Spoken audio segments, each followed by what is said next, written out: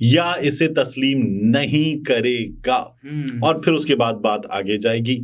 आज चीज को चैलेंज करने की बात करें तो मेरी हंसी निकल जाती है। फिर मुझे ना करें, वो एतराज करें या ना करें, मेरा ये ख्याल है कि इलेक्शन कमीशन ऑफ पाकिस्तान को ही एतराज होगा इस पर। और ये बाकायदा तौर पर पार्टी ने बता दिया कि ये दोनों खवातीन जो हैं ये हिस्सा लेने नहीं जा रही।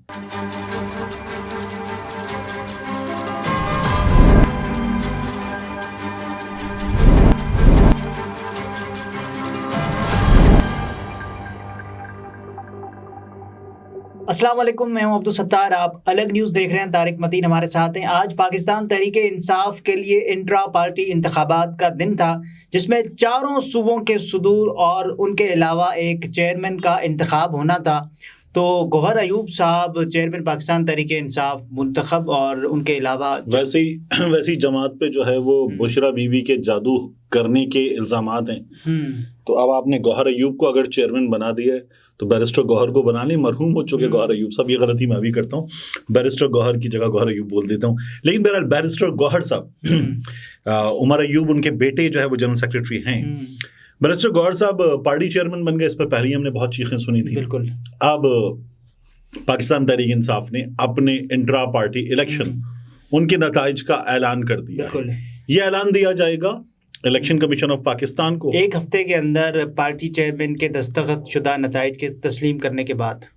तो वो कौन है अब तो जाहिर है बैरिस्टर गौहर साहब हैं, तो वो देंगे और उसके बाद इलेक्शन कमीशन ऑफ पाकिस्तान इस पर अपना फैसला देगा। इसे तस्लीम करेगा या इसे तस्लीम नहीं करेगा। और फिर उसके बाद बात आगे जाएगी। अगर तस्लीम नहीं करेगा तो क्या होगा, ये भी बात करते हैं। लेकिन पहले नताइज क्या हैं? नताइज ये कि उमर अयूब जनरल सेक्रेटरी पाकिस्तान तहरीक इंसाफ मुंतखब हो गए, और उनके साथ साथ यास्मीन राशिद साहिबा पंजाब की सदर, और उनके अलावा अली अमीन गंडापुर साहब सदर हैं खैबर पख्तूनख्वा के, हलीम आदिल शेख साहब है सिंध के सदर, और मुनीर अहमद बलोच साहब बलूचिस्तान के सदर मुंतखब हुए हैं। ठीक। और ये पाकिस्तान तहरीक इंसाफ जो है उसकी अब हमारे सामने तंजीमी सूरत हाल है इलेक्शन कमीशन ऑफ पाकिस्तान के एतराज़ के बाद। तो इलेक्शन कमीशन ऑफ पाकिस्तान से पहले जो है वो तीन अदद एतराज़ात और आ गए हैं। एक एतराज़ है मरियम औरंगज़ेब साहिबा का, यानी कि मुस्लिम लीग नून का। दूसरा एतराज़ है अकबर एस बाबर साहब का, जो खुद को पाकिस्तान तहरीक इंसाफ का बानी रुकन कहते हैं। अकबर शेर बाबर। तो अकबर एस बाबर बड़ी कॉमन आदत हो गई ना, तो अब मेरा एस का तलफ़ुज़ भी ठीक है। चौथा एतराज़ है, पहुंच गए आप। चौथा एतराज़ है इस पर, बल्कि सॉरी तीसरा, परवेज़ खटक साहब का। परवेज़ खटक साहब जो है वो भी कहते हैं कि हम इनको चैलेंज करेंगे। अच्छा, जब परवेज़ खटक साहब किसी चीज़ को चैलेंज करने की बात करें तो मेरी हंसी निकल जाती है। फिर मुझे उसको फिर वापस बर्दाश्त करना पड़ता है। तो ये तीन अदद जो है वो इस पे एतराज़ात आ रहे हैं। अच्छा, मरियम औरंगज़ेब साहिबा कहती हैं कि ये कैसा इंतखाब है कि 15 मिनट में सिलेक्शन कर ली, ये तो धांधला है। तो ये क्या है? तो देखिए, वैसे इंतखाब तो वैसा होना चाहिए कि नवाज शरीफ ताहयात पार्टी कायद हों, उनके छोटे भाई पार्टी सदर हों, उनकी बहन का, उनकी बेटी का एक ओहदा हो, उनके बेटे का एक ओहदा हो। मुस्लिम लीग नून का जो आइन कहता है, पार्टी आइन, उसमें तो कोई चीफ ऑर्गेनाइजर नहीं होता, लेकिन मरियम साहिबा बिला मुकाबला चीफ ऑर्गेनाइजर मुंतखब है। देखिए, वो उनके किसी भी इलेक्शन पे एतराज थोड़ी है। एतराज कौन उठाएगा? Election commission of Pakistan. उनके किसी भी चीज पर एतराज नहीं है, वो ठीक है। यहाँ प्रॉब्लम है पाकिस्तान तहरीक इंसाफ में। अच्छा, मैं तो ये कहता हूँ कि ये जैसे भी हुआ, ये अमल हो गया। अच्छी बात ये कि इस अमल के नतीजे में वो था ना कि जी ये पाकिस्तान तहरीक इंसाफ अनाउंस करती, अनाउंस करने के बाद आपको नजर आता कि लोग कैंपेन कर रहे हैं, मुलाकातें कर रहे हैं, हमें वोट देना, ये तमाम चीजें हो रही हों और कारकुनान आके डिब्बे के अंदर वोट डाल रहे हों। ये चीजें आती तो इनके बजाय हमें एक और चीज नजर आती, कारकुन डालता डिब्बे में वोट, पुलिस डालती कारकुन को मोबाइल के अंदर। तो ये काम हो रहा होता। तो ये काम, इस काम से बच गया, पुलिस को जहमत कम दी गई। पाकिस्तान तहरीक इंसाफ ने जो इलेक्शन कमीशन ऑफ पाकिस्तान रोड़े अटका रहा था कि आप ये कर दें नहीं तो बल्ला नहीं मिलेगा, तो एक तरह से खामोश करवा दिया, हुज्जत तमाम की है। देखिए, मेरा ये ख्याल है कि अब इस पर नून लीग एतराज करे या ना करे, परवेज खटक साहब एतराज यानी फॉर्मली एतराज करेंगे, अपना ऑब्जेक्शन दाखिल करें, परवेज खटक साहब एतराज करें या ना करें, या फिर पार्टी में से कोई एतराज करे, अकबर एस बाबर साहब वो एतराज करें या ना करें, मेरा ये ख्याल है कि इलेक्शन कमीशन ऑफ पाकिस्तान को ही एतराज होगा इस पर कि ये इलेक्शन कैसे हुए, और वो पाकिस्तान तहरीक इंसाफ से कहेगा कि आपको बल्ला नहीं मिलेगा। वैसे भी मेरा ख्याल है कि जहांगीर खान तरीन साहब ने कहा था कि हमें बल्ला दे दें, तो उन्होंने बल्ला मांगा था, उनको तो खैर नहीं मिला।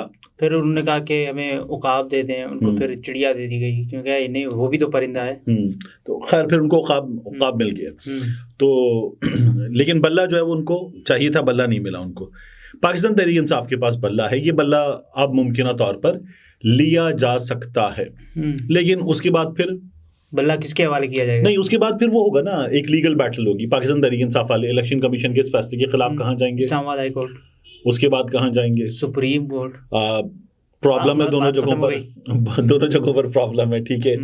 तो मुझे ये मुमकिन तौर पर नजर आ रहा है। आज देखिए ना आप, इमरान खान साहब ने कहा था काजी फायज ईसा साहब से, तो उसके बाद एक जवाब आया है, तो उस जवाब पे हम एक अलग वीडियो में बात कर ही रहे हैं।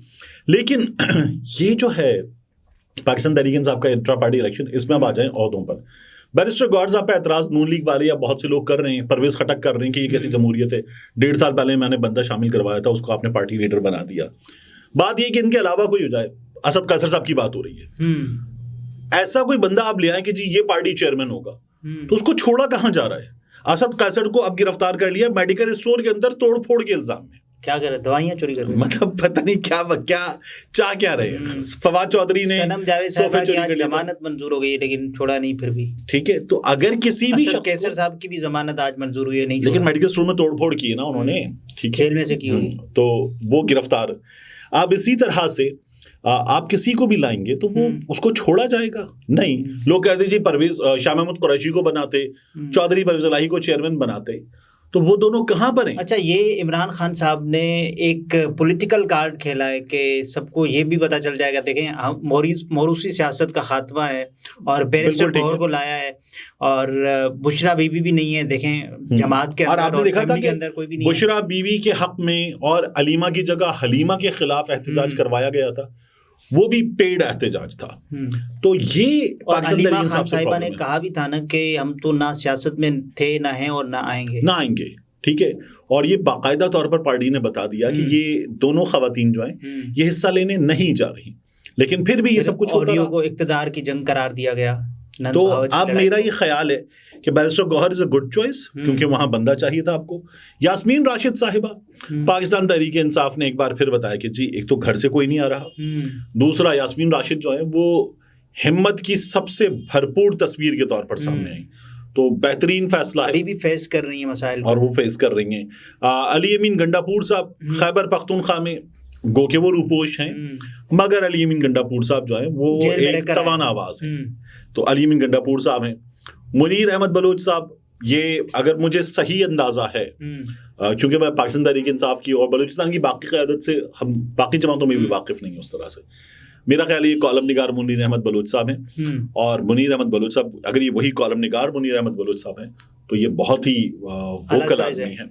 और फिर सिंध में हलीम आदिल शेख साहब, मुश्किल तरीन हालात में जब लोग पार्टी छोड़कर जाते रहे, तो हलीम आदिल शेख साहब जो हैं वो एक तब भी खड़े रहे, फिर उसके बाद खुद मंजर आम पर आ गए, और खुद मंजर आम पर आने के बाद भी अभी भी टिके हुए हैं अपनी जगह पर, तो बेस्ट चॉइस है। और उसके बाद फिर जमानत मंजूर होती दोबारा उनको गिरफ्तार किया गया, लेकिन फेस कर रहे हैं, तो ये बेस्ट चॉइस है पाकिस्तान तहरीक इंसाफ की। और ये बहरहाल होगा ये कि मुझे ये साफ तौर पे नजर आ रहा है कि ये काबिल कबूल फैसला नहीं होगा।